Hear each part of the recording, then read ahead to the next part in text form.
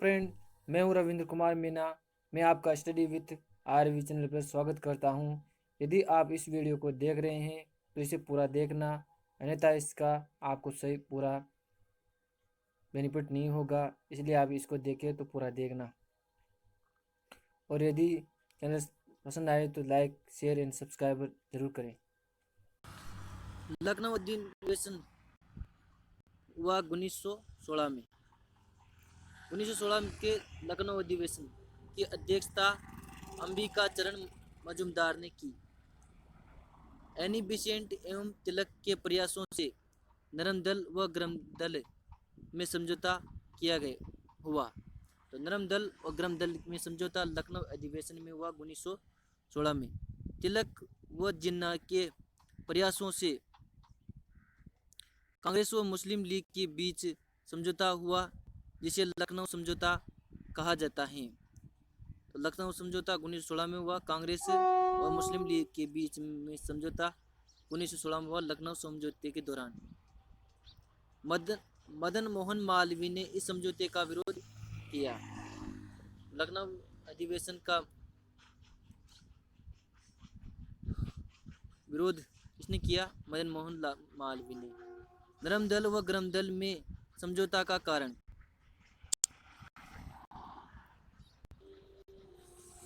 नरम दल व गरम दल में समझौते के कारण 1907 में सूरत विभाजन के बाद गरमपंथी राष्ट्रीय आंदोलन से अलग हो गए थे तथा अब वे राष्ट्रीय आंदोलन में शामिल होना चाहते थे। इसलिए उन्हें कांग्रेस में शामिल होना जरूरी था, क्योंकि कांग्रेस राष्ट्र आंदोलन का केंद्र बिंदु थी। नरमपंथियों के दो बड़े नेता गोपाल कृष्ण गोखले तथा फिरोज शाह मेहता की 1915 में मृत्यु हो गई थी। नरमपंथी निष्क्रिय होते जा रहे थे तथा अब उन्हें नई ऊर्जा की आवश्यकता थी। नरमपंथी 1909 के सुधारों से संतुष्ट नहीं थे। गरमपंथियों की विचारधारा बदल चुकी थी। प्रथम विश्व युद्ध के कारण देश में असामान्य परिस्थितियां थी और जनता बड़े आंदोलन की मांग कर रही थी, इसलिए नरम व गरम दल समझौता होना जरूरी था। मुस्लिम लीग में उत्तरवादियों की संख्या बढ़ गई थी, जैसे मोहम्मद अली जिन्ना।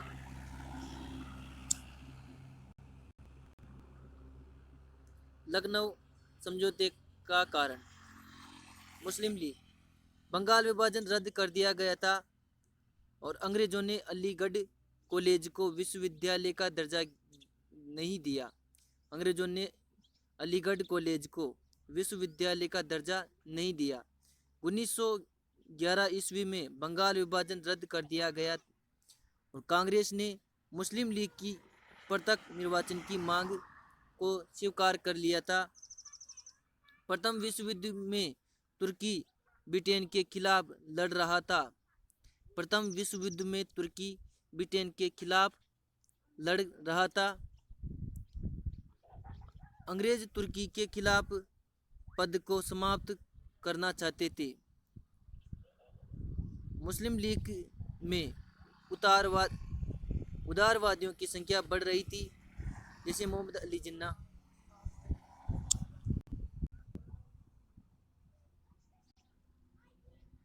अठारह में सर सैयद अहमद खान ने अलीगढ़ कॉलेज की स्थापना की।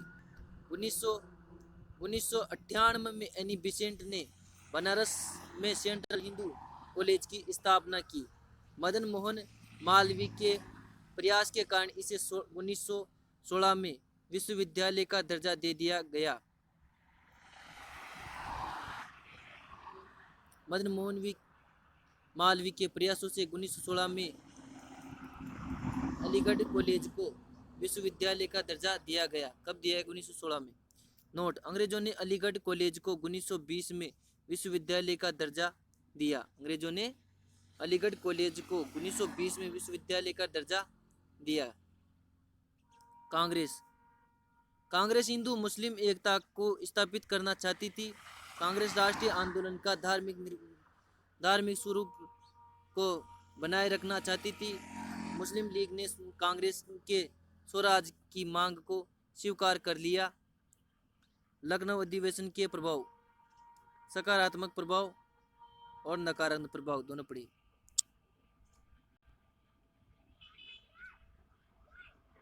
लखनऊ अधिवेशन के प्रभाव, सकारात्मक प्रभाव, हमारे देश में हिंदू मुस्लिम एकता स्थापित हुई। राष्ट्रीय आंदोलन का धर्मनिरपेक्ष स्वरूप स्थापित किया गया। समझौते के कारण ब्रिटेन सरकार पर दबाव दबाव बनाने में सफल रही। नकारात्मक प्रभाव, प्रत्यक्ष निर्वाचन को स्वीकार करने से राष्ट्र का सिद्धांत की पुष्टि की, जो आगे चलकर विभाजन का कारण बनी। 1919 ईस्वी में अंग्रेजों ने सिखों व एंग्लो इंडियंस को प्रत्यक्ष निर्वाचन दे दिया, लेकिन अब कांग्रेस इसका विरोध नहीं कर सकती थी। कांग्रेस ने मुस्लिमों को आवश्यकता से अधिक महत्व दिया, इसलिए हिंदू संगठनों को प्रतिक्रिया देने के अवसर मिले। हिंदू मुस्लिम एकता लंबे समय तक नहीं चली। मोपला विद्रोह।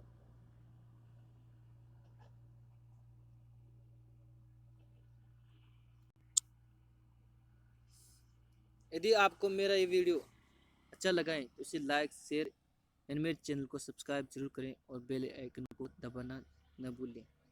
यदि आपको ये वीडियो समझ में नहीं आई तो ये मैंने स्पीड से बनाई है, थोड़ी स्पीड से बनाई है, ताकि भाई आपका समय बर्बाद ना हो और आपको सही से जानकारी प्राप्त हो जाए, आपका समय बर्बाद नहीं हो, इसलिए मैंने इसको थोड़ा स्पीड में बनाया है। इसको आप दोबारा देखना, आपको ज़रूर समझ में नहीं आएगा। नहीं आए तो कमेंट करना। यदि आप कोई सुझाव देना चाहते हैं तो मेरे कमेंट बॉक्स में कमेंट कर सकते हैं, मैं आपके कमेंट का जवाब ज़रूर दूंगा। Thank you.